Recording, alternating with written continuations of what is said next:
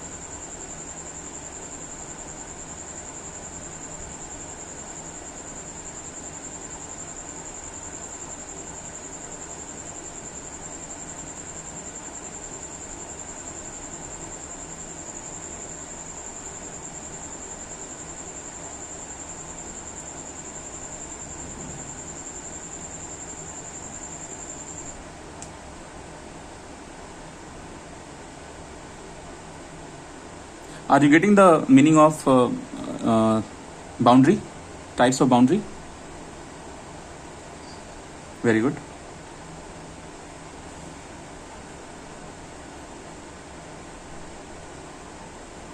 He is not able to join yet.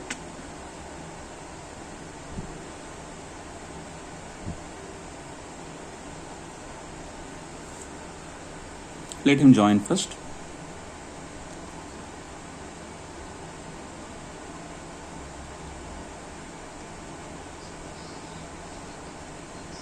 Heat can transfer, allowed, yes. Diathermic, prevented, yes, it is prevented.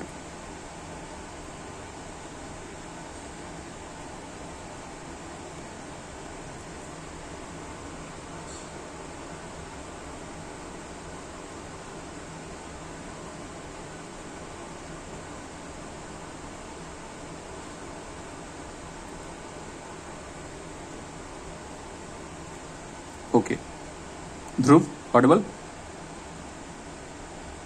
Okay, so now see, I will take this example. It takes mostly like 1 to 2 minutes to rejoin again, so no problem. In that time I take some rest also, like 1 or 2 minutes rest. So see guys, my question was what kind of boundary I should achieve here, I should draw here. So actually shape of boundary depends on your interest. You can draw your boundary only here if you want to analyze this much air. You can draw your boundary like completely from here to here if you want to analyze the air. It depends on the student or the professor, like from where to where you want to analyze this machine. So what is happening? So first of all, boundary, what kind of boundary you will draw here? Whatever type of boundary you draw here, in real life you don't have any boundary, so the lines are going to be imaginary. And whatever boundary you are analyzing here, the boundary itself is not moving. I am trying to say this is your boundary, not this one. This is your boundary. So this boundary itself is not moving, right? You understand? This boundary itself is not moving. This boundary is not moving at all. Okay? If the boundary, you will say the boundary is moving, so if the boundary will shift from one place to another place. I am not considering for the boundary, nothing. So boundary is static. So you will use the word static boundary. Boundary is not moving. Then again, boundary is real or imaginary? So boundary is imaginary. Then at the same time, boundary should be transparent also. Because if boundary is transparent, then only you can see what is happening inside. Again, it depends what kind of system we are analyzing. This can be transparent, this can be opaque. Okay, now another word. You have to use imaginary word, static word, transparent world. Then next question comes, whatever system you have done here, this is open system or closed system or isolated system. So what will be your answer?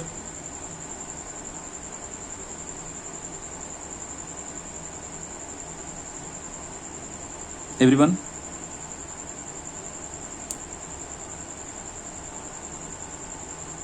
Dhruv?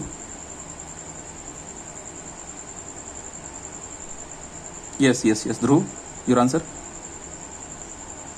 Okay, Gaurav, your answer? Okay, so it means what? This is air is coming and going, so this became your open system. Because air is a mass and mass is easily enter into the system and it is going out. So this was about our types of boundary. Now we will jump to our new topic that is called, so see, you can consider this as a one chapter. Like in one chapter we studied completely types of boundary, types of system, surrounding and related terms. Now we are jumping to a new chapter where we'll be dealing with thermodynamic quantities. So we are going to deal with quantities. Like what type of quantities we are going to deal? We will understand some examples where like pressure, temperature, volume, these things. Before going to start the meaning of quantity, I should tell you exactly what is quantity. Exactly what is like fundamental idea about quantity. Whenever any system is changing its condition, condition means the temperature, the pressure, right, density. Whenever these things are being changed, you will say that our state is being changed. I mean, state of the system is being changed. In that, exactly how many quantities are involved means what is your mass, what is your density, what is your pressure, what is your temperature, who is being changed, whoever is being changed, they all you will say as quantity. Okay, you can clearly see rho, p, temperature, mass, everything, they all are known as quantity. So now see, we have to focus only about thermodynamic quantity. We are not going to discuss here MBBS quantities. Okay, so thermodynamic quantity. So let's understand, there is something called thermodynamic property. So what is thermodynamic property? Thermodynamic property is of two types. One is point function and other one is path function. So let's understand what is point function and what is path function.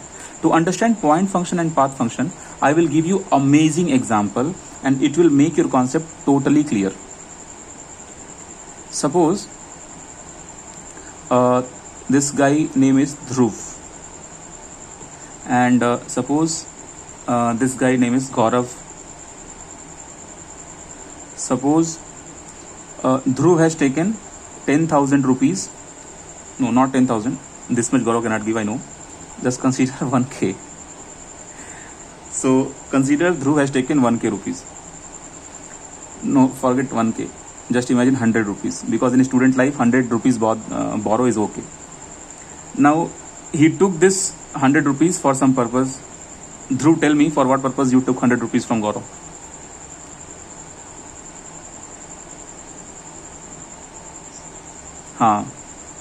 Why did you take 100 rupees from Gaurav? Biryani? Okay. So now Gaurav is saying return my 100 rupees. Now you got broke up now. So after your breakup, you have to return 100 rupees. So Dhruv and Gaurav, they are staying far away. So Dhruv will come to Gaurav's place by using this kind of road. So this road you consider as, you can say as path. Okay. So when Dhruv will go to pay 100 rupees to the Gaurav, Dhruv has to take any car. Okay. And when Dhruv is going on the road, then Dhruv has to bother about the distance expenditures also. Like in the car, how much petrol, how much money. And suppose it is 1 day journey, then again just to pay 100 rupees, you may have to travel 2 days, suppose 2 days. So you will be also bothering about food on the way. So when you started the journey, suppose you packed 10 rotis Like on the way you will eat roti.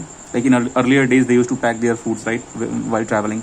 And you also calculated your petrol, and nowadays because of COVID you take some oxygen tank also. So on the way now you started the journey, and suddenly when you started the journey, Gaurav called you and Gaurav said, Dhruv, don't plan this path, because in this path you have some trouble on the way, so you change your path. I am giving you different path. So now Gaurav said, okay, go like this, then go like this, go like this, go like this, go like this, go like this, and reach home. Then what the first idea will come in your mind? You will think you planned everything, your backpack, according to this path, but now path changed. So do you think everything is going to be same? No, of course. Now amount of petrol will be different, amount of food on the way will be different. Like there are a lot of properties which will change when you will change the path.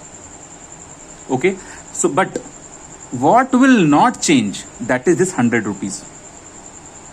So that's why there are some types of now relate this concept with the thermodynamic property. So whatever properties you have in thermodynamics, that you will classify in two ways. One is point function and one is path function. Like name itself is giving you path function, like properties which are the function of path.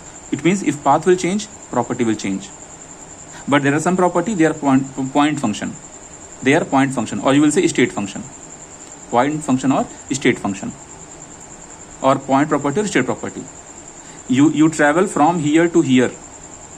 So if you are traveling this path, and you are traveling this path, or you are traveling this path, some properties will vary according to path, but some properties, they depends on only the final and initial, initial and final points, not with the path. So those points are your point function. Those properties are point function. So now let's have example. So for your thermodynamic property, keep in mind only heat and work, only these two are your path function. Other than this, everything is your point function. Now in work itself, there is a special type of work that is not path function. I am saying there are several types of properties. Out of that properties, heat and work, only these two are path function. But in work itself, you have a special type of work that is not path function. So in coming lectures, I will explain idea about this work. Okay, like what kind of work is not path function. It means if someone is asking work is point function or path function, then you will say, sir, actually work is path function, but in the work itself we have a type of work, that particular type of work is point function. So in coming lectures I will explain that. Now what about heat? Heat is actually a path function. Okay, now in heat you don't have such category point function. Heat is purely path function. Now how will you understand why heat and work, they are path function? So question is, why heat and work, they are path function?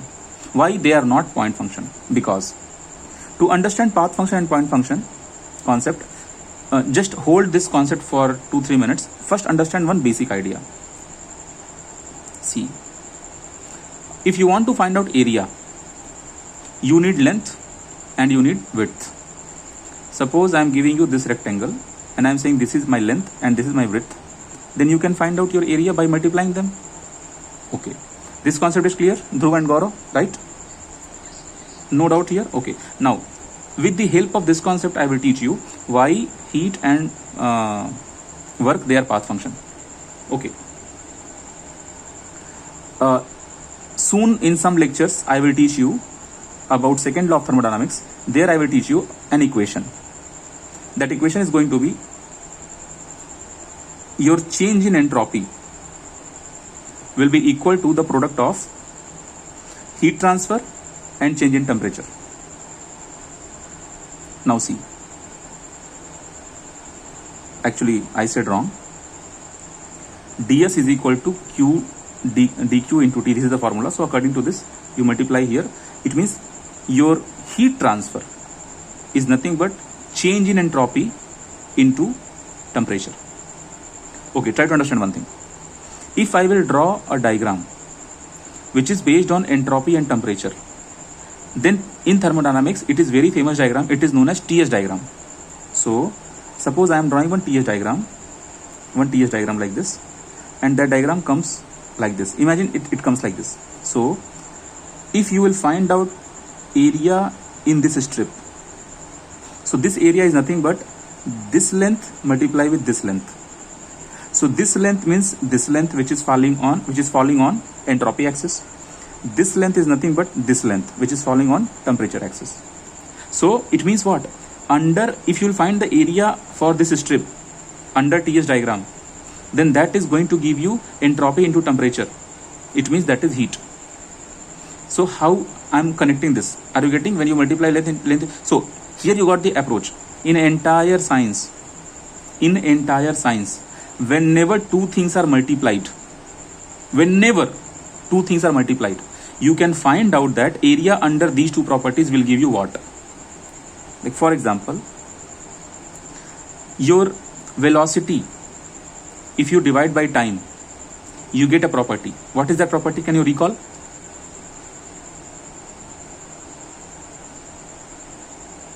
Can you guys recall?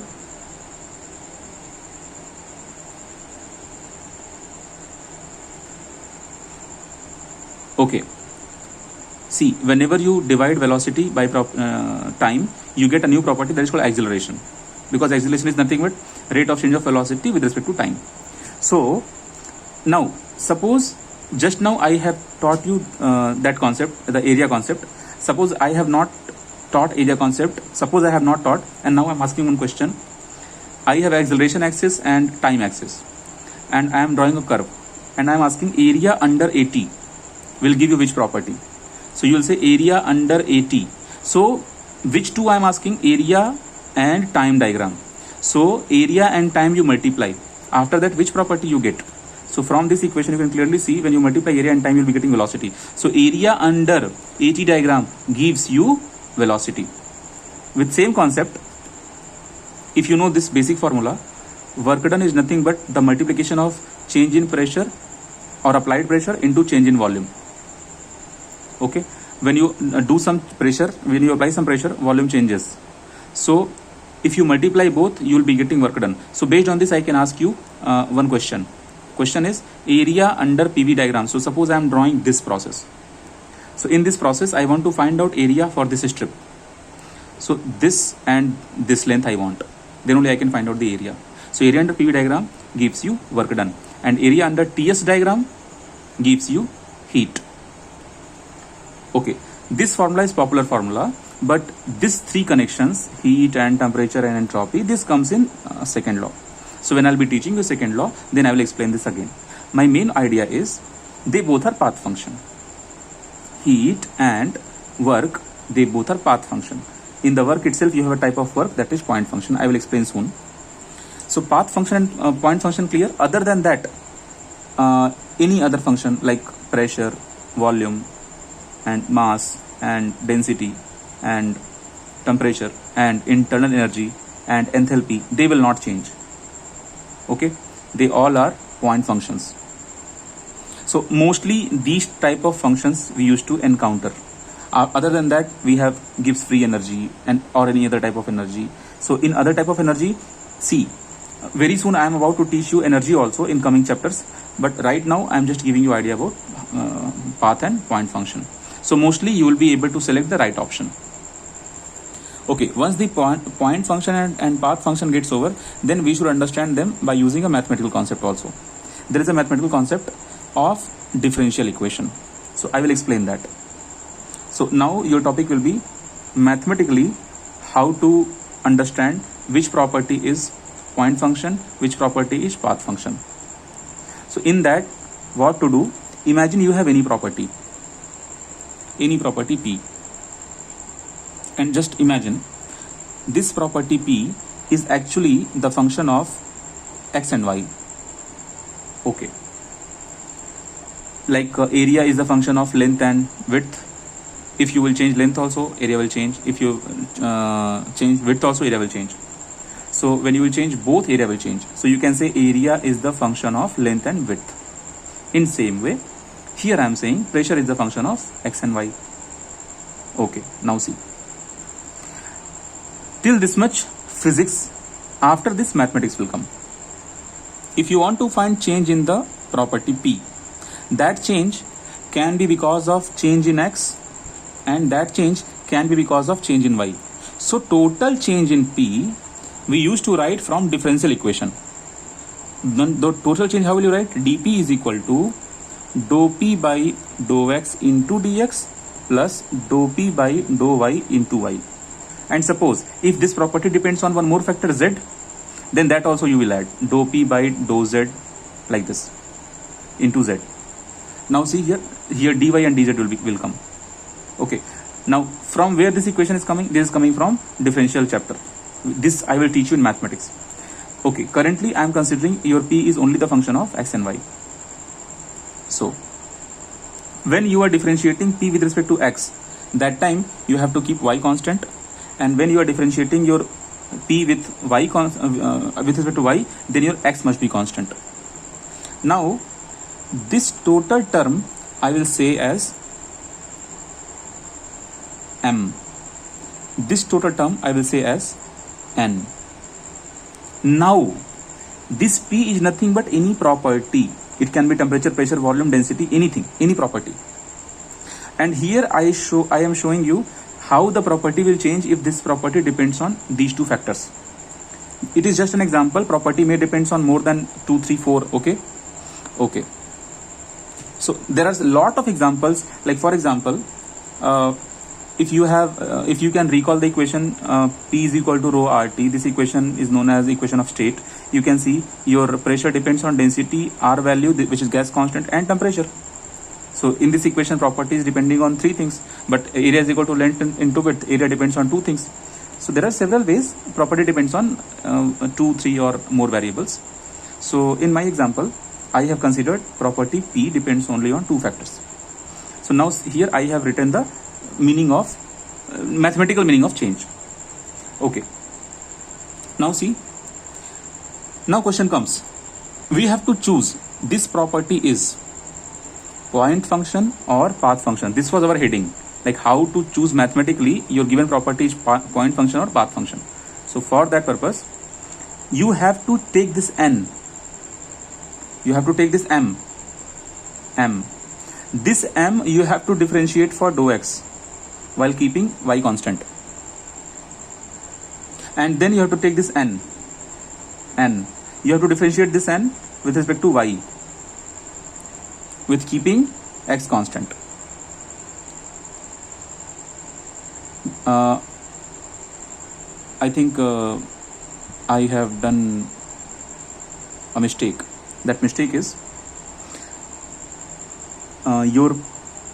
here I have differentiated P with respect to X, and that I am saying as M.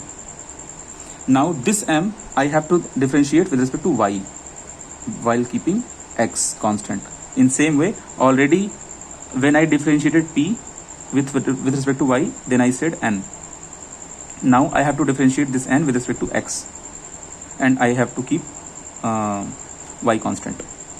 So when your dou M by dou Y is exactly equal to dou N by dou X, when these two properties are coming same, then you will say that your P is exact differential. Okay. When this quantity is exact differential, then only you will say that it is point function. I mean both the properties are these both are coming same answer. Whenever they are same, you will say it is point function. So if the property P is the exact differential, then you will say okay, it is point function. That's all. So if property is not exact differential, then they will not be same. In that case, they are going to be path function. So that time you will not say exact, you will say inexact. Clear? Like inexact. So now based on this, you can check any question. Suppose I am giving any question. P is equal to xy plus xy square. Now we have to check, or you can say x square y square. Now we have to check this is point function or path function. So what will you do? you will just check dou m by dou y is equal to dou n by dou x. What is m here? That is nothing but this m. That is nothing but dou p by dou x, and this is what? Dou p by dou y. Many students may have doubt what is difference between dp by dy and what is difference between dou p by dou y. When do we use d and when do we use dou? So for that you understand one thing. If you have any variable z, if this variable depends only on one variable, that time this z is totally depending on x. So change in z with respect to x, that time you will use small d small d. That is known as total differentiation, because z is totally depending on x. But if suppose your z is the function of x also and y also, it means your z is partially depending on x and partially depending on y. Z is not fully depending on x. In that case, you have to differentiate this concept with this concept. I mean, you should change some sign so that you should not match. Both the concepts should be different. So for that purpose, when we do differentiation of z, we decide this differentiation of z we are going to do for x or for y. So to maintain the difference, we keep dou here, not d here. Clear हो गया? Concept clear? For d and dou? Very good. So now see, you guys take your pen and paper and you tell me, solve this numerical and you tell me whether this is point function or path function.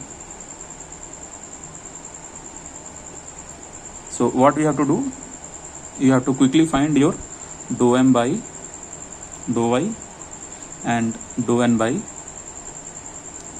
Okay, now see, you have a trick. Sometimes in exam hall students may do mistake, like sir m by y was there or m by x was there. So for that you have a great trick. Great trick is my Netflix. You got the trick? My Netflix.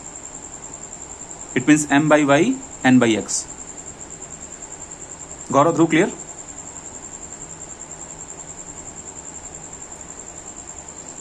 Very good. And this m value is nothing but dou p by dou x. Do it.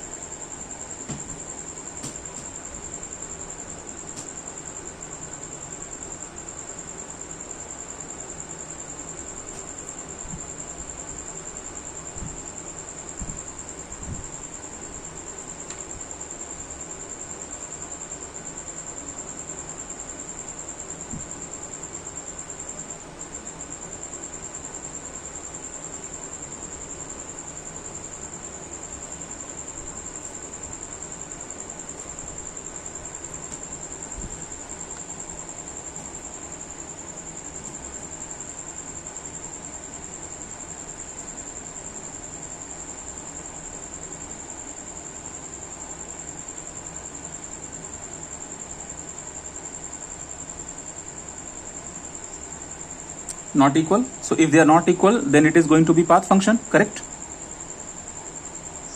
Okay. Gaurav, what is your answer?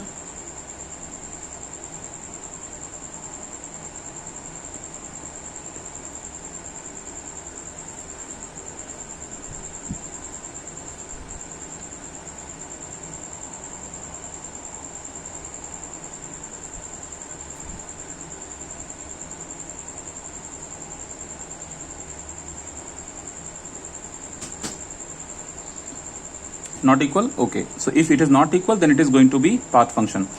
So now see, to practice this topic, I will send you all the PDFs as I told you and all the questions with solution. I will send you to the in the WhatsApp group, so that and whenever you guys are free, you can finish this topic by practicing. Okay. It is not, don't take headache like when to solve. Whenever you are free, you keep solving. And after solving this topic, you go to website and practice the question paper, topic wise question paper. Okay. Now, once this concept over, that what is point function, what is path function, then there is one more way to define the quantities. One is known as extensive and one is known as intensive. So there are two types of quantities, inextensive and intensive. So what is extensive, what is intensive? I will write a term here. Yes, ask your doubt.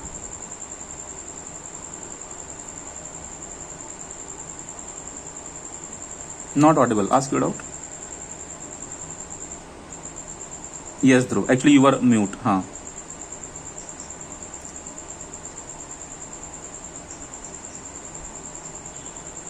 Very good, very good. So now see. I will explain. That is the topic I have to take. Okay, I will explain. Now see, I am going to explain first intensive property. Always remember a trick. Okay, what is the trick? You see, in every class I will give you several tricks so that you can remember. You write the complete name, intensive. Here only trick, independent. So you can see in and in. So if any property is independent of mass, take the keyword mass. Not temperature, not distance, not pressure, not something else, only mass. Not time, only mass. If any property is independent of mass, then it is going to be intensive property. Otherwise, extensive property. Simple. Now let's understand. Example. Check for the volume.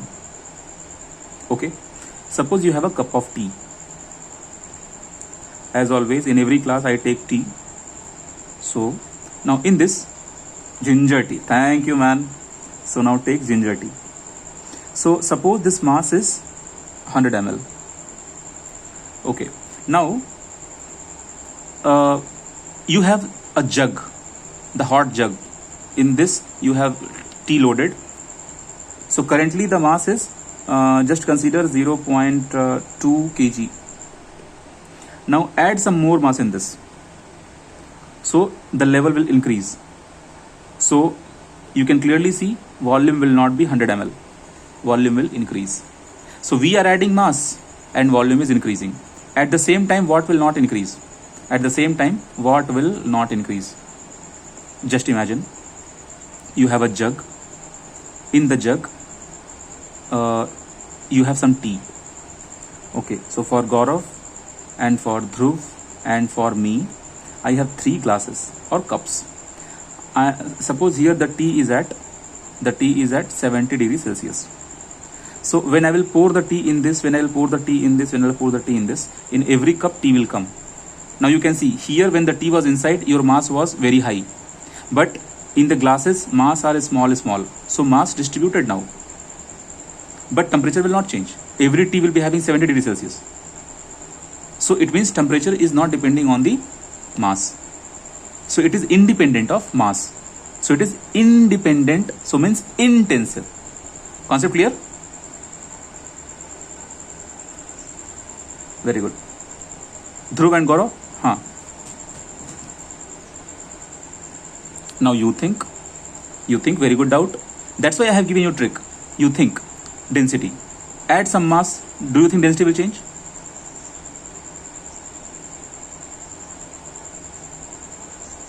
So you are saying, you guys are saying that if you will increase the mass, density will change. Okay, now see here. Suppose it is very good example what you have asked. Very good example, like density is independent or dependent. Yeah. So for that I will give you idea. Suppose you have same example. Suppose you have gold. Just imagine you have gold. We say pure gold. Exactly pure gold I'm having, not that one, the pure gold. Or you consider you have copper. Actually I don't consider copper because copper looks cheap as compared to gold.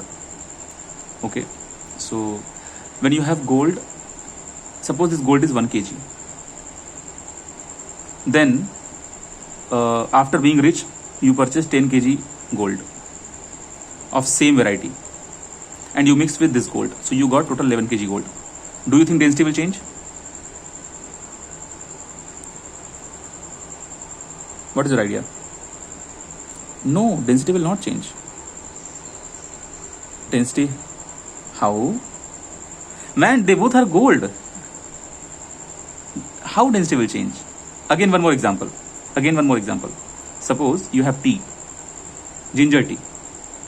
You add more tea, density will change. No, right? Density means, you understand, density will not change. I will give you the idea about density. Idea is nothing but the crowd of molecules. So actually, in my example of gold, actually all the solid particles are sitting on the lattice structure, na? So one particle here, suppose this is the lattice structure of gold. Just imagine this is the lattice structure of gold. So one particle here, one here. So what is happening here? So when you will add extra gold here, so just add extra gold here. So still the variation will be same, right? Still the molecular arrangement will be same. So the crowd is not being changed. Crowd means I am not talking about crowd of this much and crowd of this much. Crowd means in a given volume. Density is equal to C.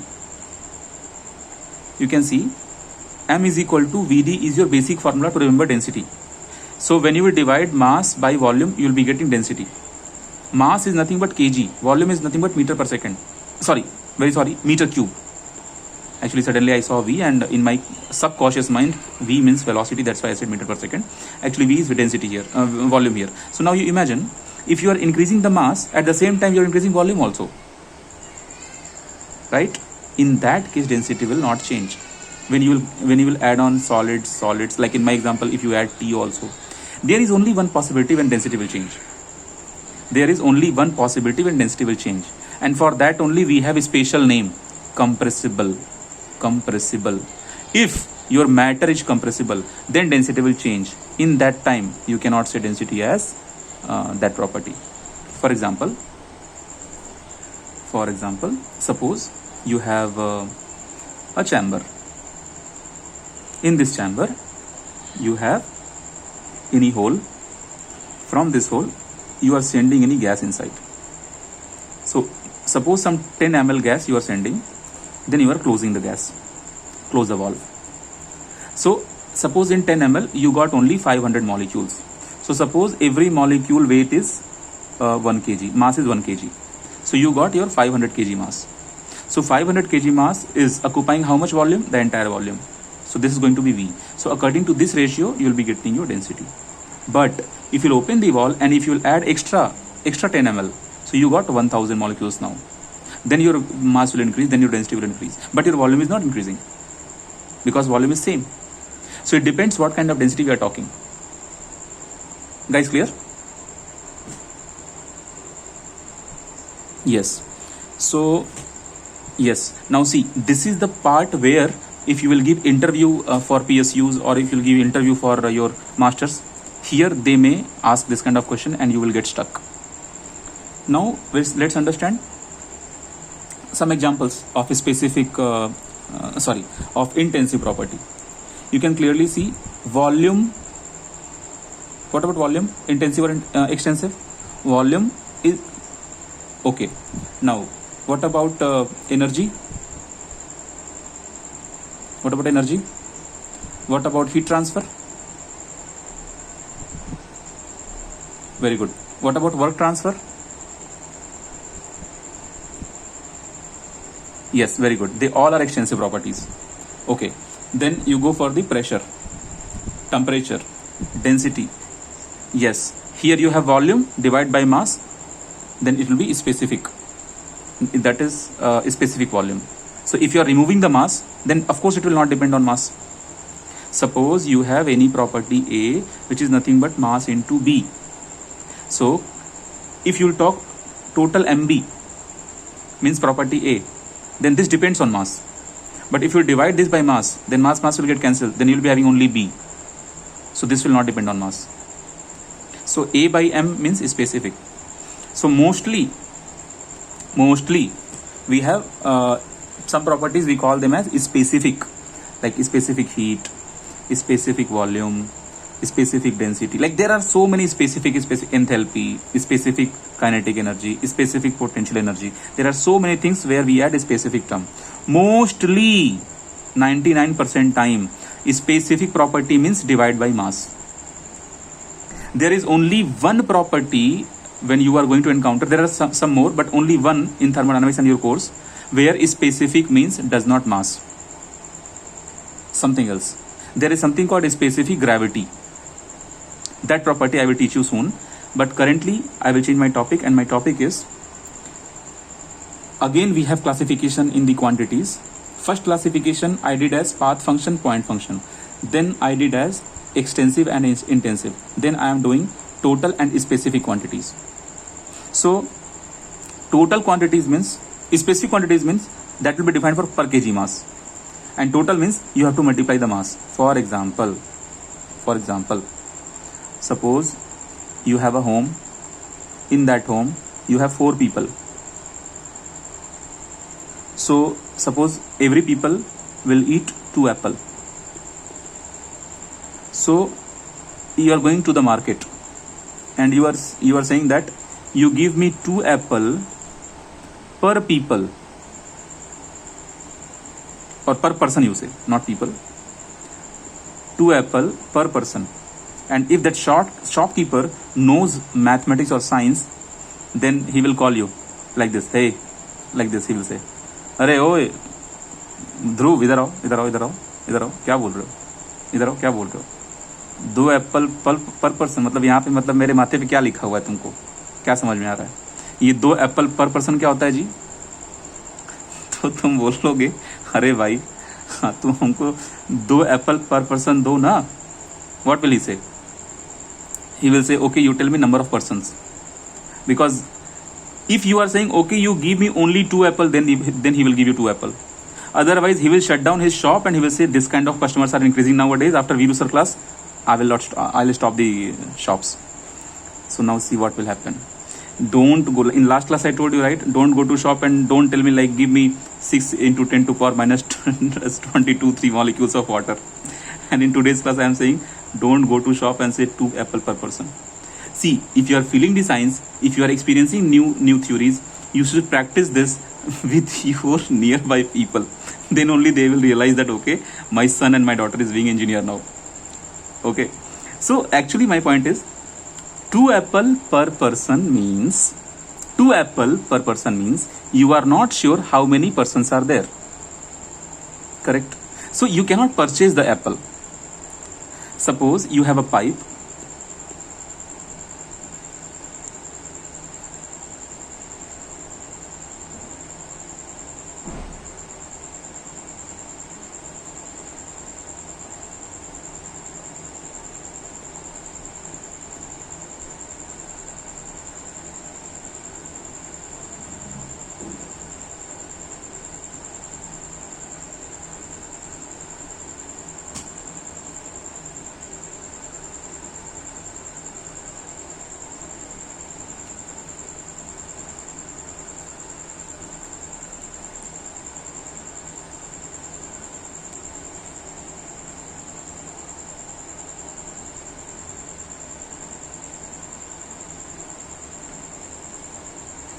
Gaurav, enjoying the class?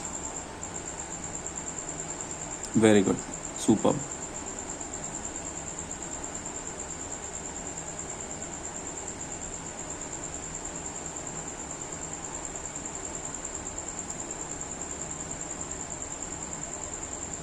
Actually, it is really amazing to learn all the basics and prepare for GATE exam in very early age, because once you will complete your GATE syllabus, you will be knowing a lot about many things. And it will improve your it will improve your degree also. I mean, during your college exams you will be better than other students.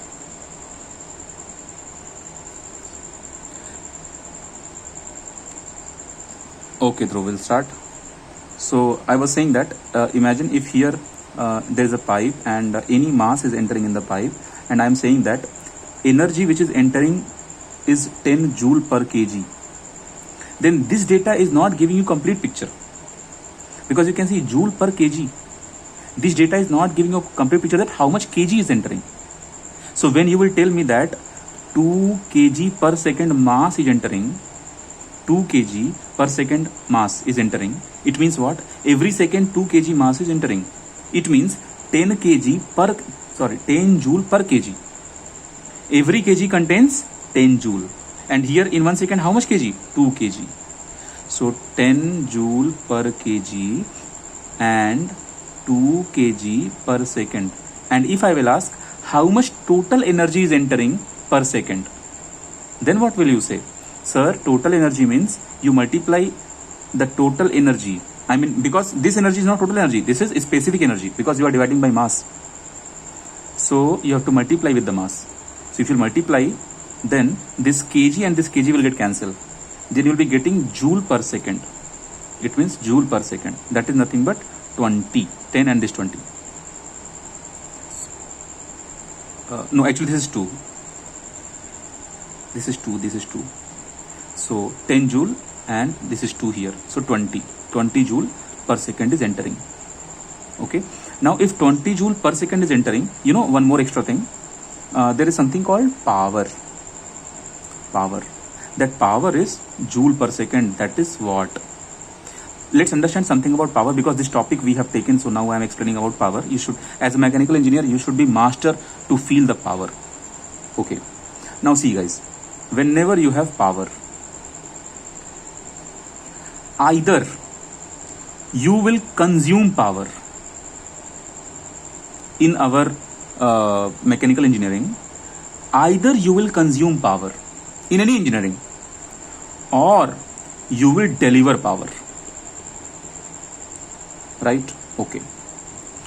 For example, just to feel the power, let's the example of fan.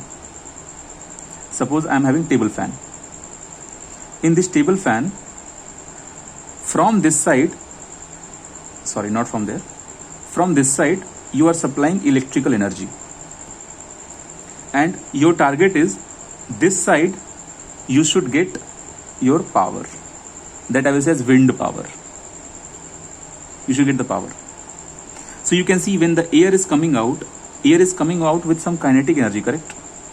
That kinetic energy per second, kinetic energy is having joule. So joule per second is only your power. It means if you are saying power of the output, or you say output power is 20 watt. 20 watt means this watt is nothing but joule per second. It means what? Every second 20 joule power is coming out.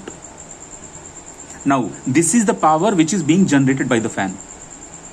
But to develop this 20 joule power, you have lot of instrument inside. Friction is there and something lot of things are there. It means what?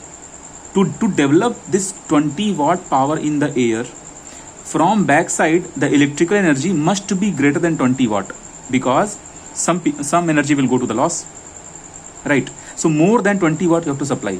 Again, every second you have to achieve 20 joule energy. So every second you should supply more than 20 joule energy. So again, this side also you got power, that is called input power. So suppose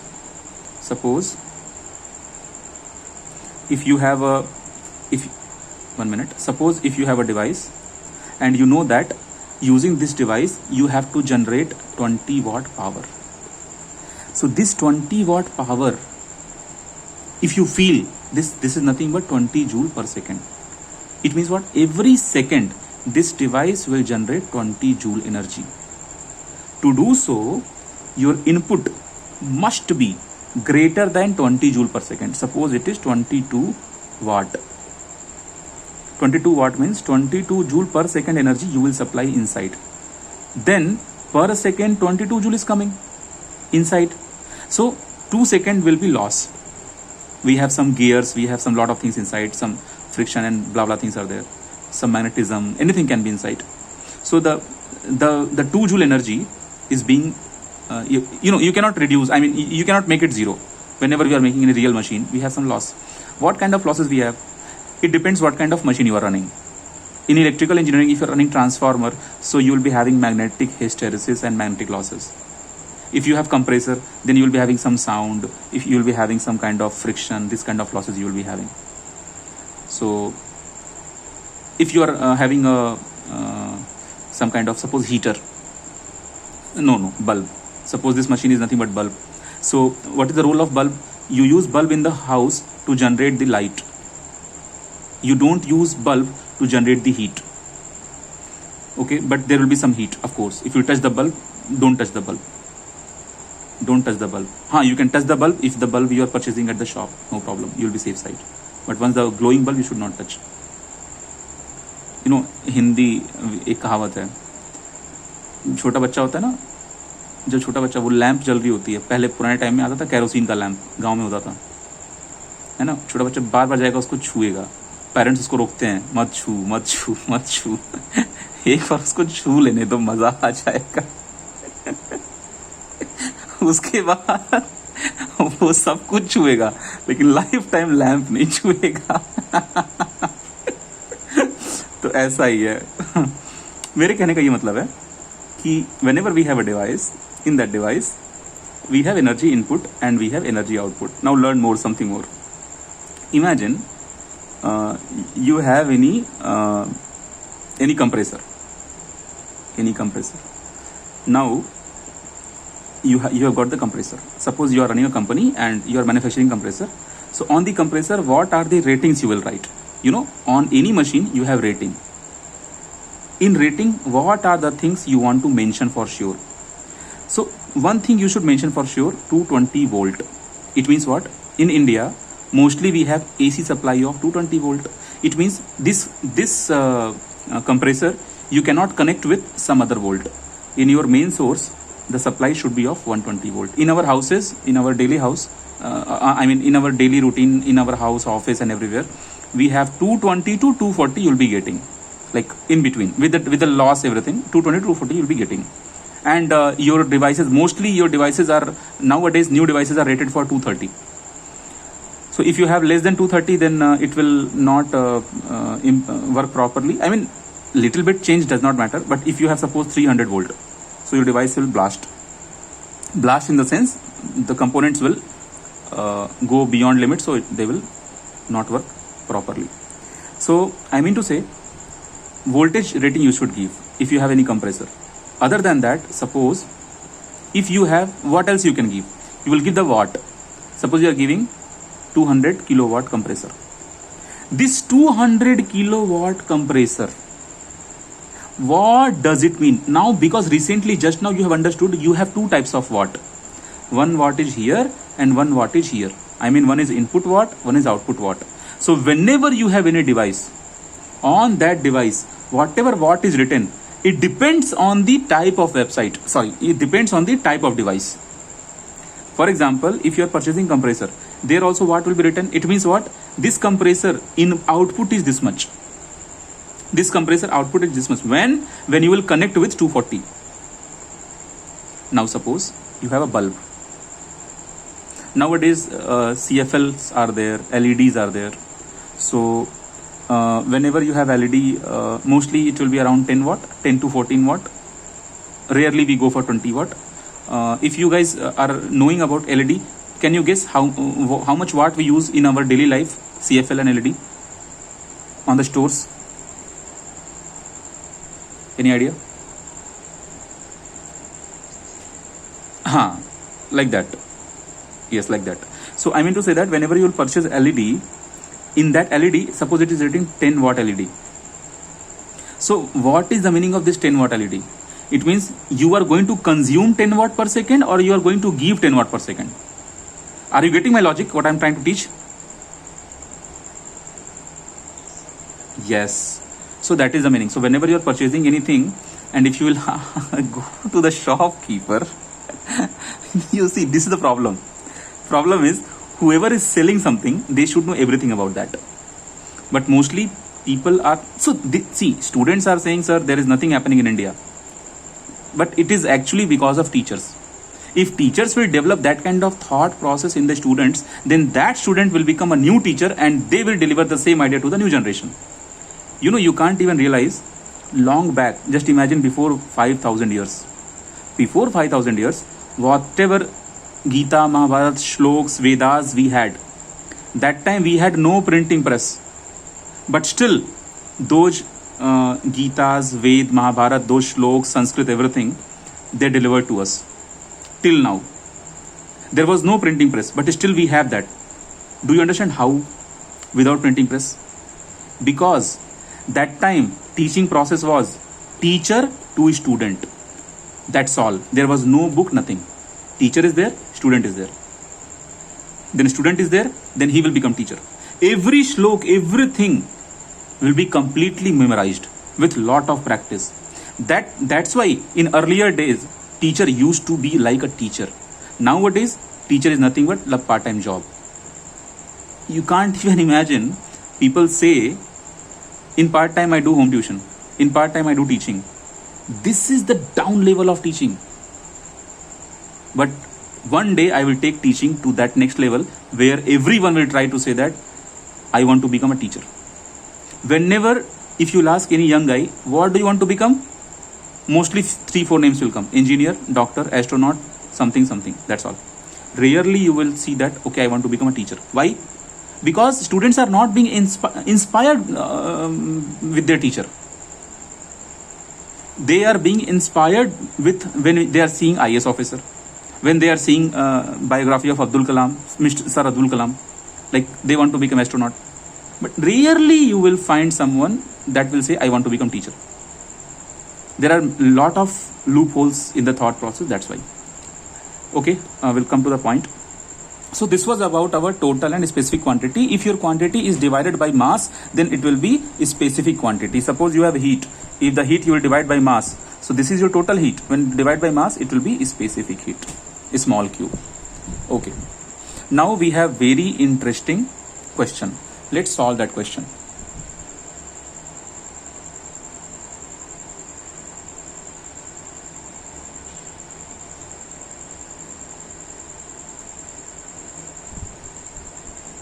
Actually, that is easy question. Question was, yeah. Ask it out.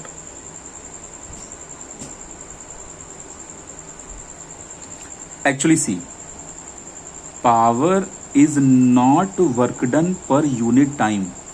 What you are seeing, no. Actually, what you are saying, work done per unit time, it means you are talking a special type of power that is called mechanical power.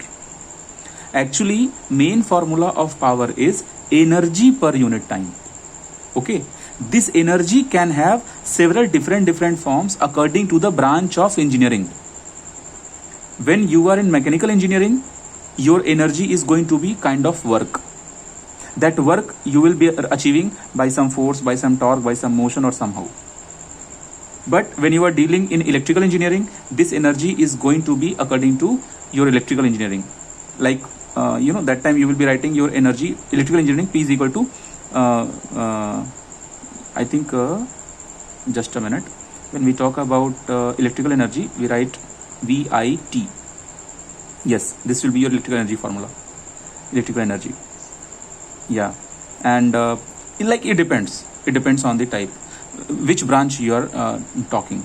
Just an example. If you are discussing the rotational mechanics, that time whatever work is being developed, that will be because of torque.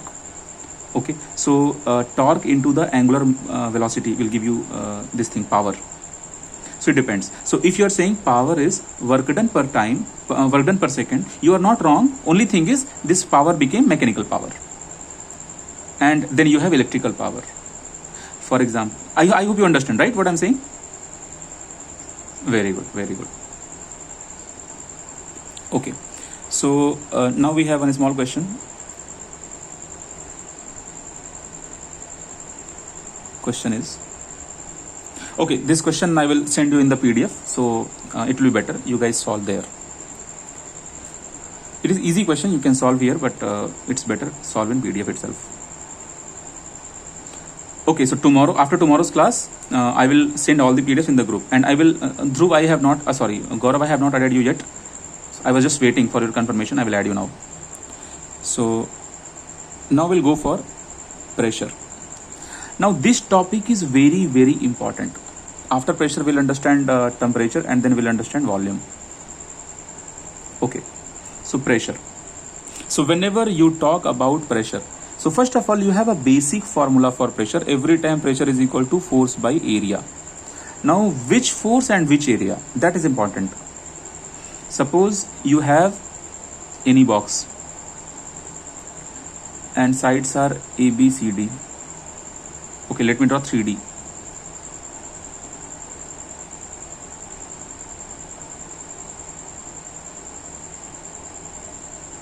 Okay, now here you got this top surface, so I'm writing TOP, top here, and this is your right surface, right side surface, and this is your front surface. Suppose I'm applying any force of 10 Newton on the front surface and I'm applying any force of 20 Newton at the top surface. Now see, when you talk about 10 Newton at the front surface, then your front surface you are pushing. In real life, what you are doing? You are pushing. There is a word called push. Now this push you can define according to force also, and this push you can define according to pressure also. The same push phenomena, someone can say, suppose this total area is 10 meter square, and suppose this total area is 20 meter square. 20 meter square. Meter square is the unit of area. And whenever you have meter square, it can be meter square, centimeter square, millimeter square, anything, but square should be there in the unit of length. So whenever you talk about force, then it is going to be 10 Newton. You can see 10 Newton force here. But when you talk about pressure, so that's pressure we are going to talk. So now see, we have several types of pressure. It depends what kind of question is there. And after learning all the types of pressure, then only you'll understand, okay, in this question, what kind of pressure is being asked. Sometimes they may not be specific about the pressure, but if they're asking the pressure, then after the complete idea of pressure, you can judge the question, what kind of pressure they're asking. So suppose in this box, if I will talk about the pressure on the front face, then pressure formula is going to be 10 Newton force divided by 10 meter square area, and it is going to be 1 Newton per meter square. So this 10 Newton per meter square is known as Pascal. So Newton per meter square and Pascal, they both are SI units. So this is 1. So 1 pressure you are applying. But this 1 pressure is experienced by how much area? It is experienced by the total area. Okay, now same question I can change. This 10 Newton pressure is applied here only in this zone, and again this 10 Newton pressure is applied here only in this zone, and again 10 Newton pressure is applied only in this zone. So now in every zone you have different forces, different pressures. So everywhere, if you want to find out pressure, you will be using same formula, 10 by 10, 10 by 10, 10 by 10. So 1 Pascal, 1 Pascal, 1 Pascal. But if you want to find out the total pressure on this face, then you can go for total force divided by total area, and you can find out, okay, this much pressure is acting. In same way, at the top, this 20 Newton divided by the total area, you can find out the pressure. Now see what my point is. Whenever we talk about pressure, so first of all, we should clear about the units of pressure. Then I will explain types of pressure. So some units of pressure, for example, you have Pascal. Symbol is PA. This Pascal you can write in kilopascal. Another unit is BAR, bar. This is not the bar where people go and drink. This is the bar about pressure. If you have a bar and if you will go and see, one funny example, why the unit of pressure is bar? Because when people will go to the bar, they will drink wines and alcohols. I am talking about the average people, not the rich people. They will go to the bar, they will have all these wines and everything, they will enjoy it, and next morning they will be in pressure. And because they have wasted all the money, so family will come under pressure. So if you are going to bar, everyone is under pressure. So that's why unit of pressure is bar. So we have another unit. Sometimes we write like this, 760 mm Hg. So this looks like unit of length. But why this kind of unit is also given for pressure? So this I will explain. Okay, I will explain everything. Actually, what I have written here, it is not exactly 1 bar. It is actually the value of atmospheric pressure on the earth. 1 atmosphere is equal to this much. So I have to explain these varieties of pressure units, then I will explain the types of pressures. So first of all, the important part is what is the meaning of 760 mmHg. First I will explain this part, how this mmHg is coming, and why only Hg. Hg means mercury. Why only mercury? Why not water or something else? So see, to understand this, feel this. Take a jar like this. In the jar you keep mercury. I am keeping Hg. Then what you do, you take very small pipe, very small pipe like this, closed at the top. Then you take this very small pipe, radius should be very small, take the pipe, insert here. So we are inserting the pipe now. So what will happen? Some amount of mercury will start going inside, and magical part is, some amount of mercury, when they will start going this side, the mercury will start rising up, and it will reach till here. Till here means at a particular distance it will reach and it will stop. So first question comes, why mercury will go up? Next question comes, why will it stop at a particular height? So first thing you should know, whenever you will do this phenomena at mean sea level on earth, then this height is going to be 760 mm Hg. So now let's reply first question, why the mercury will go up? Then next question, why the mercury will stop? So for that, mercury is being pushed by the atmosphere available over the mercury. That atmosphere is nothing but our earth atmosphere at mean sea level. So that the pressure, earlier itself we will assume that in our free atmosphere pressure at mean sea level, that atmosphere will say as 1 atmosphere. The pressure is 1 atmosphere. This earlier decided, okay, on the earth mean sea level pressure is 1 atmosphere. Okay, so 1 atmosphere pressure is acting on the mercury. Now mercury molecules got space, so they started going here. Now mercury molecule is going in the tube. So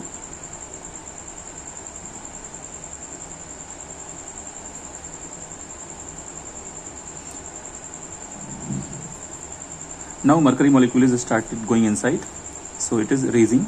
So because of that, because the pressure is being applied, so these mercury molecules will go up. Now there will be a point, they will stop at that point. Why they will stop at that point? Because you imagine, when this much mercury will raise up in the tube, then slowly, now suppose this is the tube. So when slowly mercury is rising in the tube, then slowly weight of the mercury will increase. Earlier weight was this much, then increasing, weight of the mercury will increase. So there will be a particular height. At that height, weight will be sufficient so that from this side atmosphere is pressing, and then from this side the weight of the mercury will press. So this pressure and this pressure will be equal. So that's why after that mercury will not rise. Concept clear, guys?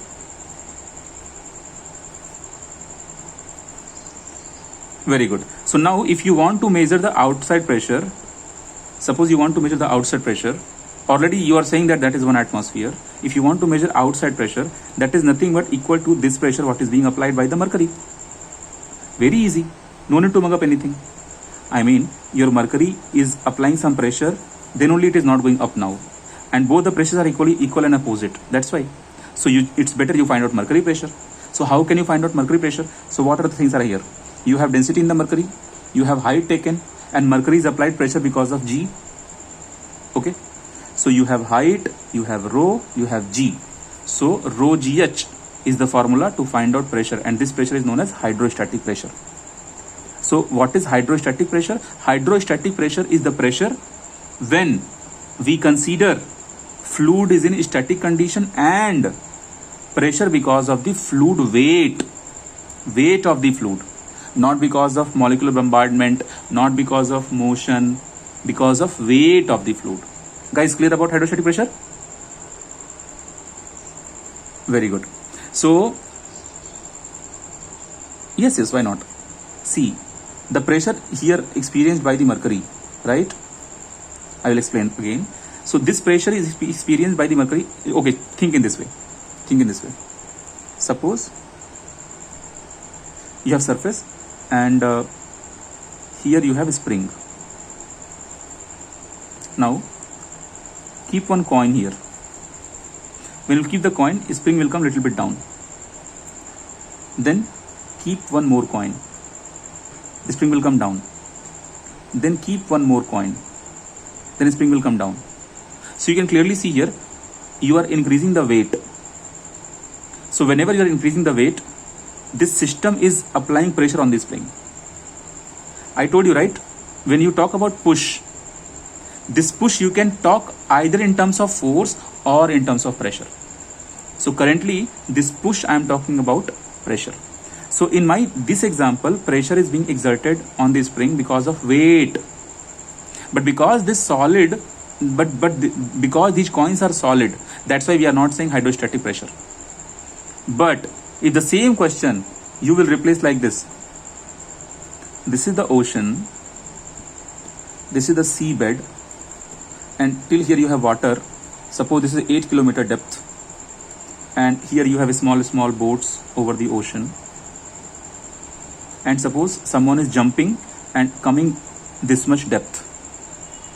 So because of this much height, whatever water will come over your body, that much water will be some heavy water. Okay, it will be having some weight.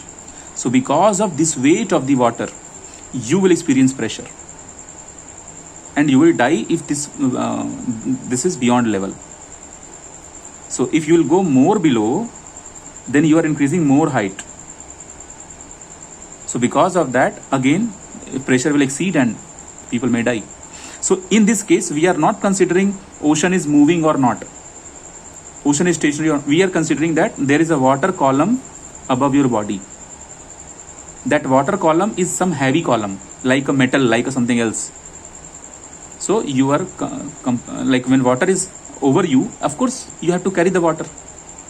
Imagine the same situation if you are standing on the earth's surface and I am taking an imaginary tube.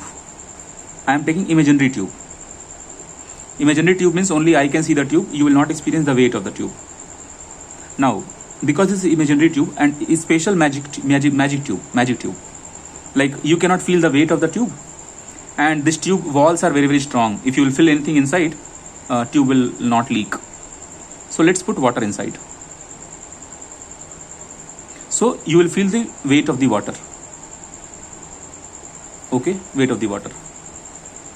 So you are experiencing weight of the water, right, over you. So that weight of the water is hydrostatic pressure. But only thing is, when you will say W-E-I-G-H-T, weight, and when you will say pressure, only one thing is different. Weight is a force, its unit is Newton.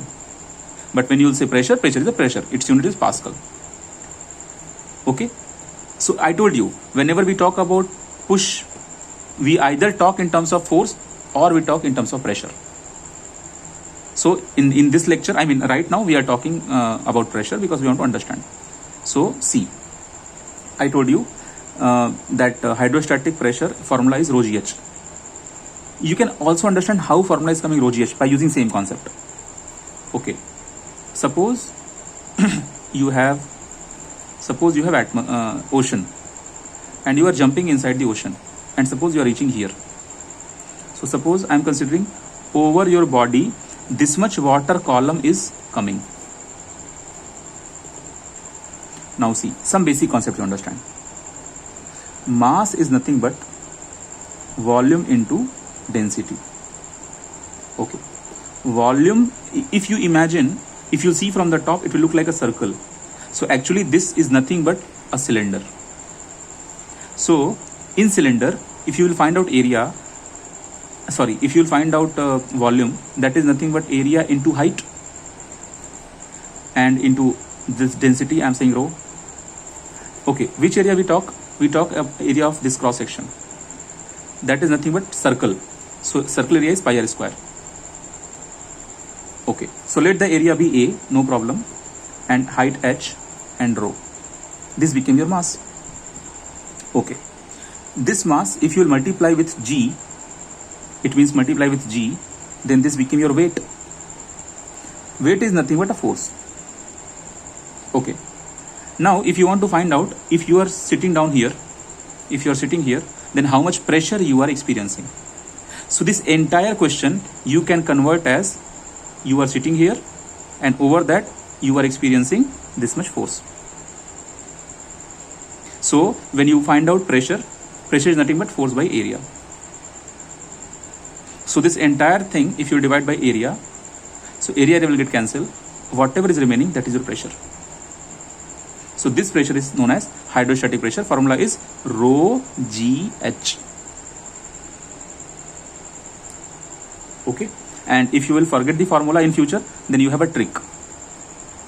Suppose Rosie is your girlfriend and every day you will say रोजी है, Rosie है, Rosie है. तुम्हारी girlfriend कौन है?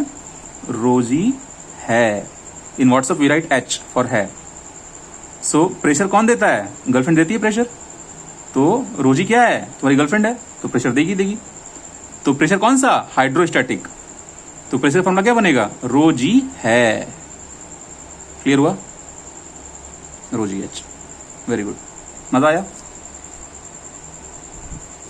अरे पूरे साल बहुत मजा आने वाला है. चलो, तो ये था तुम्हारा हाइड्रोस्टैटिक प्रेशर. तो अब से जा करके अपने अपनी गर्लफ्रेंड का नाम, जो भी नाम होगा, हटा करके रोजी है कर देना. बोलना रोजी तुम बहुत प्रेशर देती हो. ओके. अब बोलेगी कैसा प्रेशर? तो तुम बोलना अरे वीरू सर सिखाए हैं हाइड्रोस्टैटिक प्रेशर. ठीक है, चलो फिर करते हैं. अब हम लोग बात करते हैं. ये तो हो गया तुम्हारा हाइड्रोस्टैटिक प्रेशर. और अब कराते हैं तुम्हारा स्टैटिक प्रेशर क्या होता है. देखो स्टैटिक प्रेशर क्या होता है. हाँ, जब भी तुम किसी लिक्विड के अंदर हो या जब भी लिक्विड तुम्हारे ऊपर है, ठीक है, मतलब तुम तो लिक्विड के अंदर नहीं जाओगे, मतलब जहां पर भी लिक्विड प्रेशर लगा रहा हो वहां पर. अब ऐसा मत करना कि हाइड्रोस्टैटिक फील करने के लिए तुम कहीं तालाब में कूद जाना और अंदर चले जाना और फिर वहां से फोन करना सर प्रेशर फील नहीं हो रहा है. ठीक है, तो वैसे कर सकते हो ऐसा ना, ऐसा कर सकते हो, लेकिन किसी को रस्सी वस्सी थमा देना भाई. ठीक है, चलो अब हम लोग देखते हैं स्टैटिक प्रेशर. तो हाइड्रोस्टैटिक प्रेशर का फॉर्मूला क्लियर हुआ, रोजी एच. अब देख लो स्टैटिक प्रेशर क्या होता है. बहुत इजी कॉन्सेप्ट है स्टैटिक प्रेशर का. स्टैटिक प्रेशर का नाम जो है वो है स्टैटिक प्रेशर. और जब भी स्टैटिक प्रेशर समझना, इसके साथ साथ एक और प्रेशर आता है dynamic pressure. whenever we talk about static pressure, along with that we must understand dynamic pressure. Now see, what is dynamic pressure? Sorry, what is static pressure? So to understand static pressure, see, one more thing you understand. Everything, to explain all the types, we cannot go for same example. It depends on topic to topic, so we have to change the example. Now, suppose you have a chamber. In the chamber, you fill some gas. Then close the chamber. Then this gas is nothing but molecules. So some molecules will go inside. After that, these molecules will start hitting the boundary, or you can say hitting the wall. Because it is the nature of molecule. The molecules will never be stationary in your life. Molecules will be stationary only at 0 Kelvin temperature. And according to third law of thermodynamics, you can never achieve 0 Kelvin temperature. I am talking third law. So 0 Kelvin temperature is not possible. When I will teach you third law of thermodynamics, that time I will teach you why can't you achieve 0 Kelvin temperature. Because 0 Kelvin temperature actually violates 3 types of important laws. Okay. See now.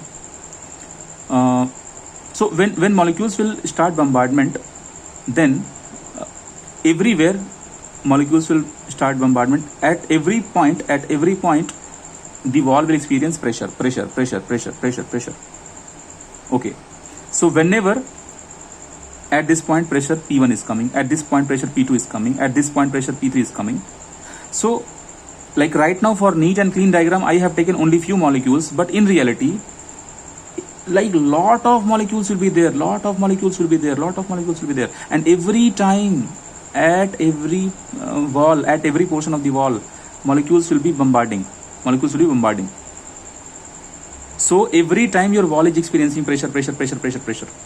So using integration, when you will find out this pressure, then that is going to be your static pressure. Now molecules are in motion, but why are we saying static pressure?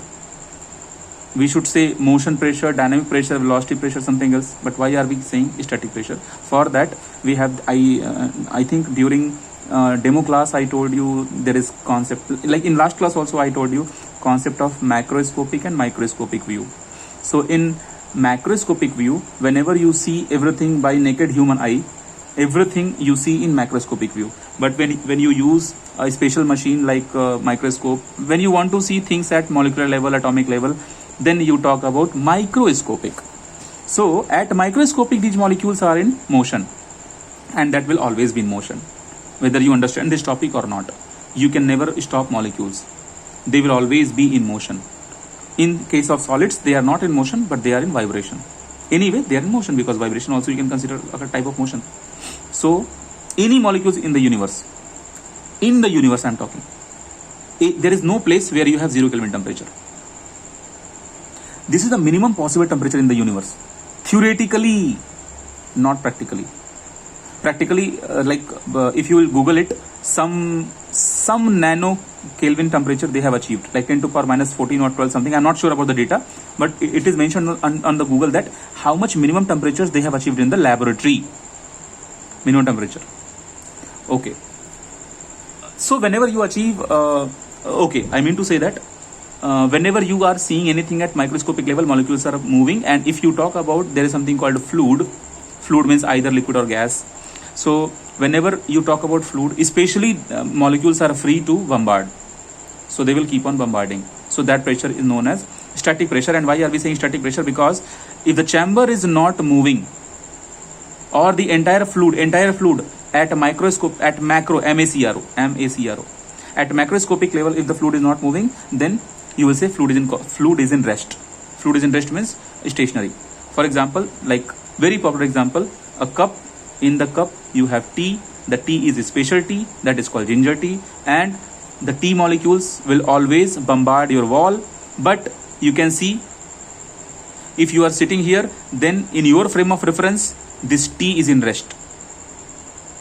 If you are seeing by your eyes, tea is not moving, because cup is in rest, because the table is in rest, because you are sitting at your home, the entire house is in rest. Okay, so with respect to every nearby static items, the tea is in rest. So if the total tea is in rest, so you will say this fluid is in rest.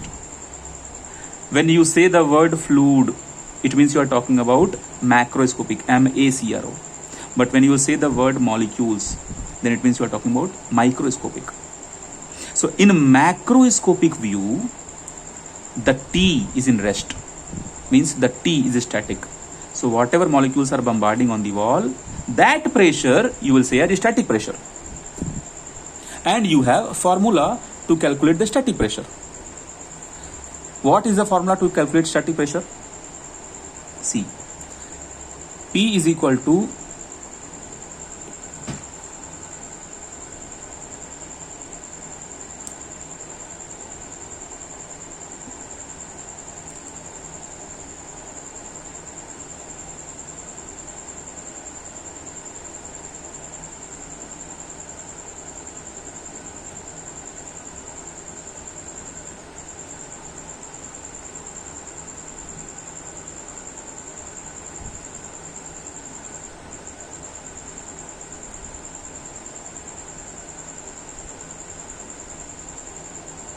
Okay. So what is the formula to calculate static pressure? You have direct formula. P is equal to 1 by 3 rho C square, and this C is actually CRMS. So here you will understand what is this CRMS. So CRMS, first of all, CRMS. What is CRMS? I will write the formula for CRMS. This is nothing but the C itself is nothing but C1 square plus C2 square. Yes. Yes, very good, very good, very good. Correct. Root mean square. Very good. So Cn by n. Okay, so this is the formula. So now I'll explain what is C1, what is C2, what is everything. So see guys, whenever you have a chamber, and in the chamber if you have a gas molecule, lot of molecules are there, you can simply say gas is there. So see, when you are saying that gas is there na, it means you are talking about the macroscopic, MACRO. But when you are saying molecules are there, then you are talking about microscopic level. Only the view is different. Same thing, only the view is different. So what will happen? You can see when the molecule will hit, when the molecule will hit, when the molecule will hit, molecule will hit, they will hit with different velocities. Okay, and every molecule will be having different velocity. So those velocities we are saying as C1, C2, C3 like that. So these are the velocities of the every molecule. How many molecules are there? N number of molecules are there. Now read the name. Root mean square. It means what? You first square all the velocities. Go opposite. You first square all the velocities. So C1 square, C2 square, like this, Cn square. Then you find out mean of that. Means add, divide by number of molecules. Okay, so this much you got your mean. And then take square root. So take square root. So this will give you a root mean square. It is kind of average velocity of every molecule. Kind of average velocity of every molecule. How will you feel that? Suppose suppose you are in hotel. Suppose Roji is ready now. Your girlfriend Roji is ready now. So Roji is ready for what? Roji is ready for marriage.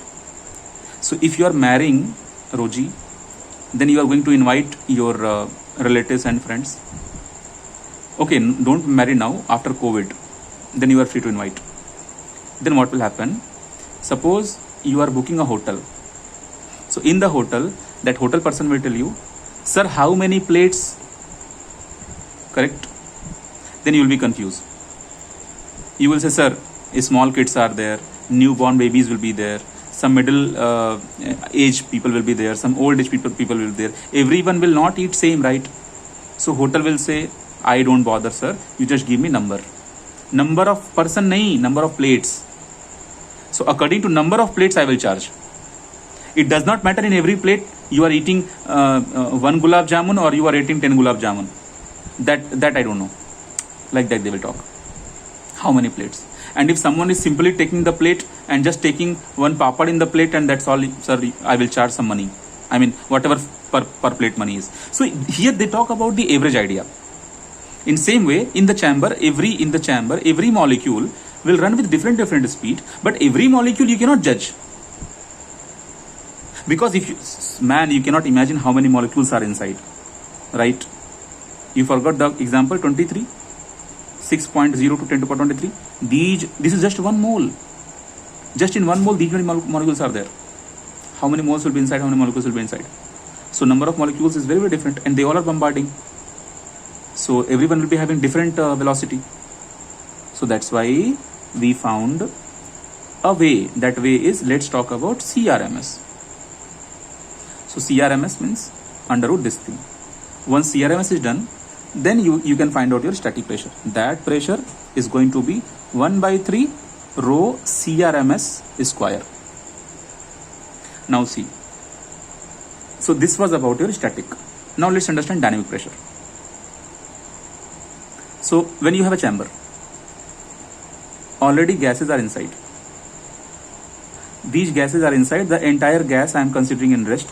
Entire gas at macroscopic view I am considering in rest. But if you go to the microscopic view, they are not in rest. So what will they do? They will hit the wall. And if they will hit the wall, of course what will happen? Static pressure will produce. The wall will experience static pressure. Then you do one thing. You make a small hole. Then what will happen? Molecule who is going to hit the wall, that molecule will come out with particular velocity. So not only one molecule, there are so many molecules will come out. So one flow will start here. So whenever flow will start, then molecules are flowing in a proper direction. So whenever there is a flow, that flow will be having velocity. And according to the flow density, like density will be there. How many molecules are coming out? 10 molecules, 20 molecules, like that you will be having density will crowd. Crowd will be there. So when you will stand in front of the jet, you say as jet, then you will experience the heat, the pressure. This is known as dynamic pressure. For example, when you have a null means that the tap water, you open the tap water, water will fall. You open more, speed will increase. You open maximum, speed will be maximum. So when you keep your hand here, your hand will experience force. So this is dynamic pressure. So dynamic pressure is because of the flow. Okay, so you got half rho v square. This is the formula for the flow, where your v is velocity, rho is density, half rho v square. Okay, this is dynamic pressure. Dynamic pressure is at macroscopic view. You are seeing the speed now. No need to go for microscopic. Directly you are seeing, okay, speed is there.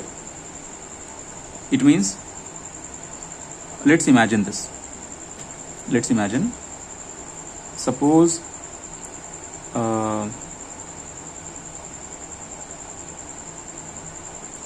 there is a dam.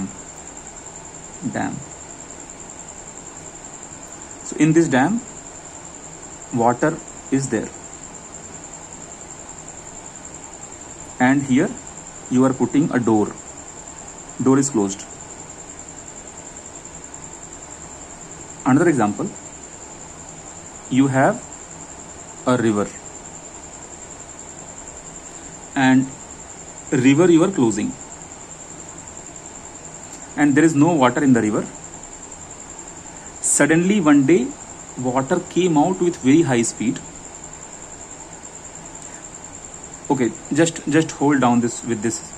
Actually, if you will go to any dam, so why do we build the dam? We build the dam because of the electricity. We want to create electricity. So what do? Whatever nearby water is available, that water we collect in a dam, and from that dam we leave the water, and we have some gate here. Water will come, and when the water will come out, we rotate the turbine, and with the turbine we produce electricity. This is the main logic behind the dam. Okay, now see. Suppose dam is closed, everyone is sleeping. And one more thing, whenever you will open the door, water will go somewhere, right, on the path, and it will follow some river path or something, and it will go somewhere. So suppose there is one more gate here.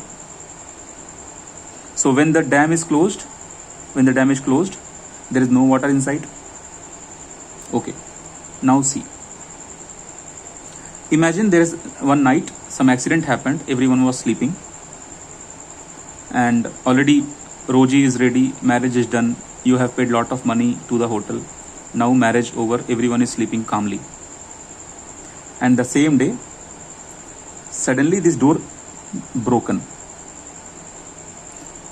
When the door broken, water is very, very fast, and this door also broken. So now you are actually hired as an engineer to work on this project. So when this door will break, I am giving you three options: because of static pressure, or because of hydrostatic pressure, or because of dynamic pressure. And when this door is breaking, because of which pressure? Static, hydrostatic, or dynamic? So this door will break because of hydrostatic pressure, because when water level was increasing in the dam, increasing, then height is increasing. and in pressure is equal to rho gh hydrostatic pressure formula. If the height will increase, I mean more and more and more water will come over you, pressure at a particular depth will increase because of the height. So this pressure was increasing. So because of this increment in pressure, people were sleeping. They didn't know that pressure is increasing. How will they know? Suddenly water came extra water. Because of extra water, height increased and door broken. And because door broken, then water started flowing here, and because of this hit, this door broken. Now you guys tell me, explanation clear? This will break because of hydrostatic, this will break because of dynamic. Explanation clear? Very good. So this is the idea. So whenever we talk about static pressure, we have this formula, and dynamic pressure, that formula. Anyway, now we can understand another topic that is called as temperature. Okay, whenever you talk about temperature, I can ask, your cold drink is hot or cold? I mean, suppose you have a bottle of cold drink, and okay, let me draw some, okay, anything. Suppose you have some thumbs up, some can water is there, some can bottle is there. This is thumbs up can bottle. So in this you have thumbs up. So this, no, I should not take example of cold drink, because cold drink is bad for health. If you know, recently one footballer did this. He kept this beer bottle or cold drink bottle aside, and he took.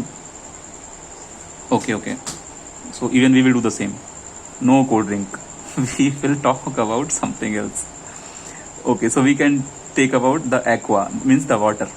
So you have the water bottle, and in this water bottle there is some water, and just that is at 0 degrees Celsius. So question is, sorry, 23 degrees Celsius. Question is, this water is hot or cold?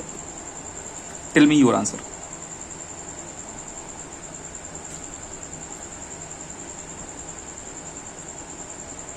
Wow. If the room temperature is not in the option, then which option you will choose?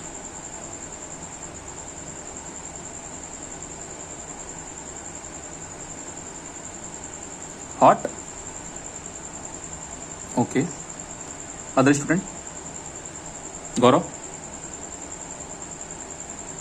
It depends on Rosie. Rosie is hot or not?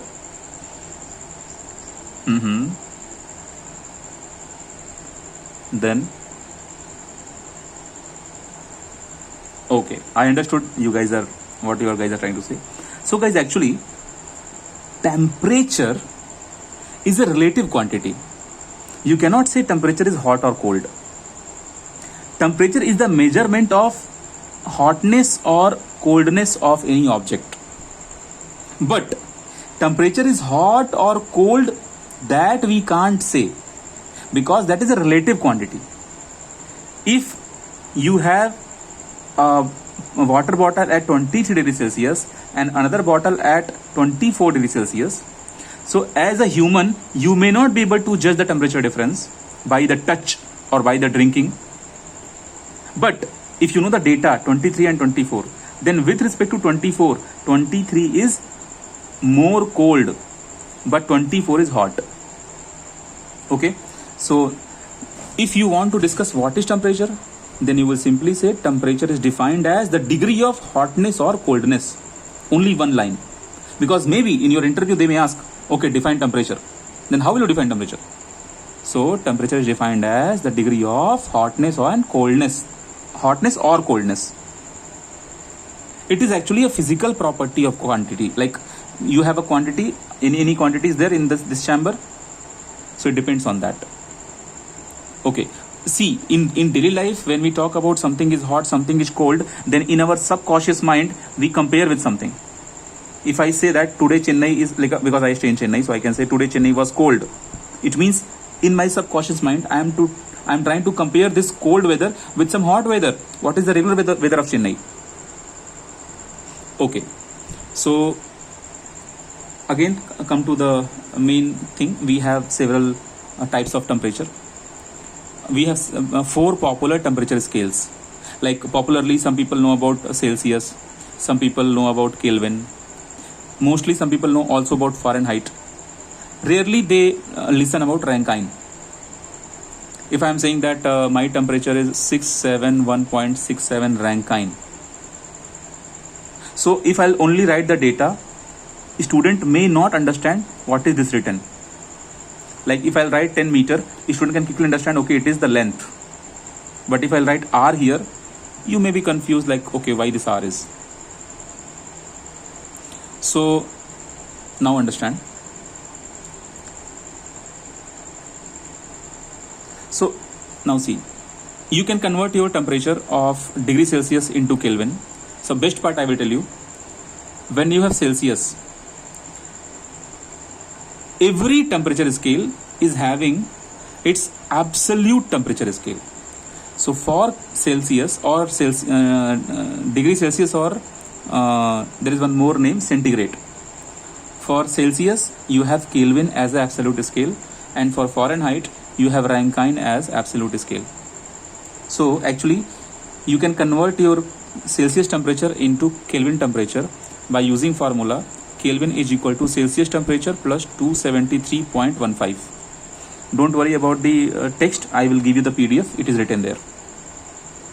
And your Kelvin temperature, Fahrenheit temperature also you can convert into Celsius temperature, and Celsius into Fahrenheit. How? Again, for that your formula, your Fahrenheit temperature is 1.8 times of Celsius temperature plus 32. And always remember, when you find out difference of 1 Celsius to another Celsius, and when you find out Kelvin from 1 Kelvin to another Kelvin for the same temperature, it is going to be same. I mean, suppose you have any temperature 15 degree Celsius and it became 17 degrees Celsius. Okay, so when you are finding out the difference, like 17 minus 15, so it will answer will come as 2. So 2 Celsius is also correct and 2 Kelvin is also correct, because in 2 Kelvin this 273 will be common in both, that will get cancelled. Okay, so sometimes when they are finding out heat, they use formula MC delta T. In this delta T they ask, sir, this temperature should be in Celsius or in Kelvin? So I say, because this is the difference. So in difference you can write either Celsius or Kelvin, no problem. In it, all are going to be same. No need to convert the data from Celsius to Kelvin. Guys, clear? Okay, now you see. So one formula is how to convert Celsius into Kelvin, and one formula how to convert Celsius into Fahrenheit, and one more formula. If you know Fahrenheit, you can convert into its absolute temperature Rankine. Fahrenheit is there, convert this into Rankine. How can you convert? Your Rankine temperature is nothing but your Fahrenheit temperature plus 459.67. So by using this data, you can convert your Fahrenheit into Rankine. And if you know Kelvin, you can find out Rankine. Always remember, your Rankine is nothing but 1.8 times of Kelvin, that's all. Okay, means Kelvin and Rankine, they are absolute temperatures. Kelvin is absolute temperature of Celsius, Rankine is absolute temperature of Fahrenheit. And one more important and magical fact you should know as a engineer. What is that? Whenever you have absolute temperatures, you should never put degree before them. No, this is wrong practice. You should always put degree before Celsius and Fahrenheit. I mean to say that if I am writing in a data 10 degree Kelvin, it is wrong. But I am writing 10 degree Celsius, 10 degree Fahrenheit, it is correct. I cannot write 10 degree Rankine. No, it is wrong. Why? Because Kelvin and Rankine, they are absolute temperatures. Guys, clear? So whenever, very good, whenever you will say temperature written in Celsius, degree will come for sure. And Kelvin, degree will not come. In same way, Fahrenheit, degree will come for sure. In Rankine, degree will not come.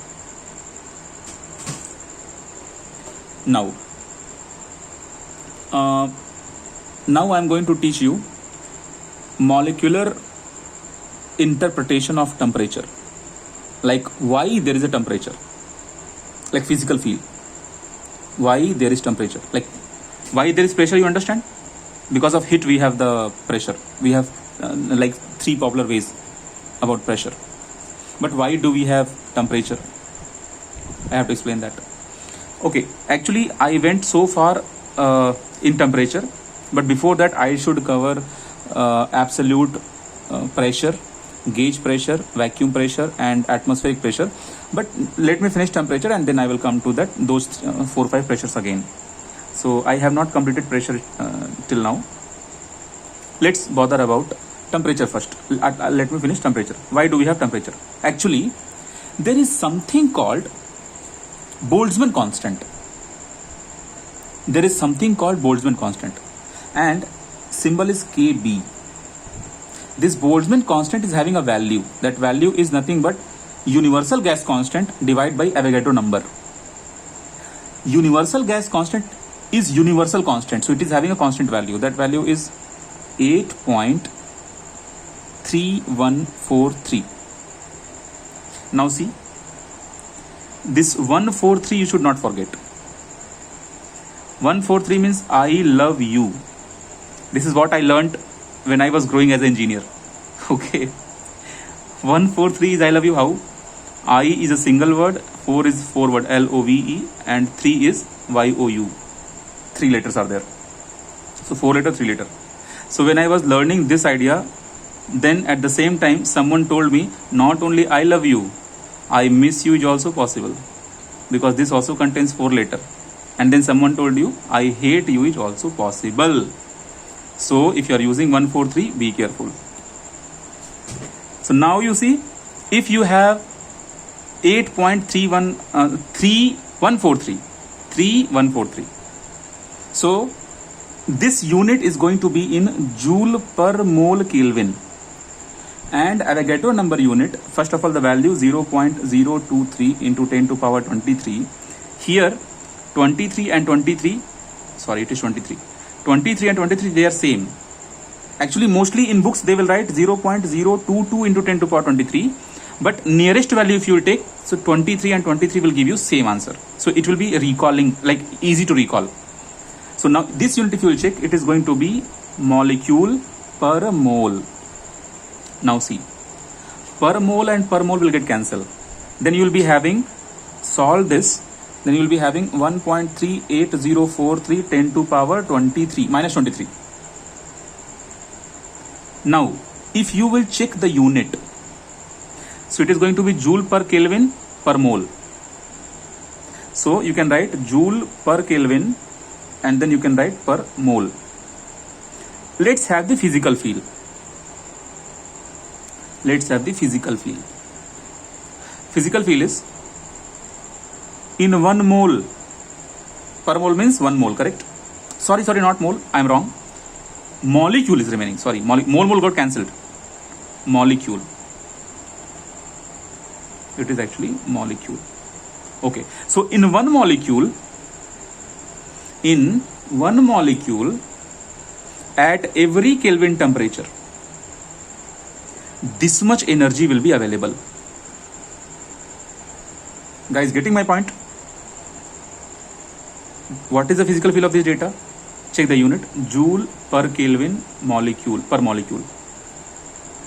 This much Joule energy will be there in every molecule for every 1 degree temperature. When you will increase the temperature of every 1 degree, like 1 Kelvin, 2 Kelvin, 3 Kelvin, 4 Kelvin, not degree, I'm sorry, not degree, Kelvin I'm talking. For every 1 Kelvin temperature, this much energy will increase in the molecule. So that is the meaning of temperature. It means temperature is nothing but a kind of, like I told you, right? Push, whenever you have push, that is either going to be studied as a force or as a pressure. In same way, whenever you have energy, that is what is the physical meaning of the energy. So now see, if you have any chamber, in the chamber you have molecules, and I am only bothering about its energy only because of temperature. So if I will give you this data, Boltzmann constant as 1.38043 into 10 to power minus 23 joule per Kelvin per molecule. And suppose I am giving you 7 Kelvin temperature. So you know that for per Kelvin temperature, for 1 Kelvin temperature, every molecule will have this much joule. Joule means energy. Then for 7 Kelvin temperature, so this energy will multiply 7 times. And if I'll say I have 50 molecules, then multiply 50. Then you got the total energy of the chamber. So this is what the molecular interpretation of the temperature. Guys, clear what I'm trying to say here? Clear? And if you talk about energy, what kind of energy it is? Actually, it is kinetic energy, because molecules always move. So we have several forms of energy. So okay guys, in next class you just remind me. I have to explain the remaining pressure, and then only I'll start the class. Today's class over.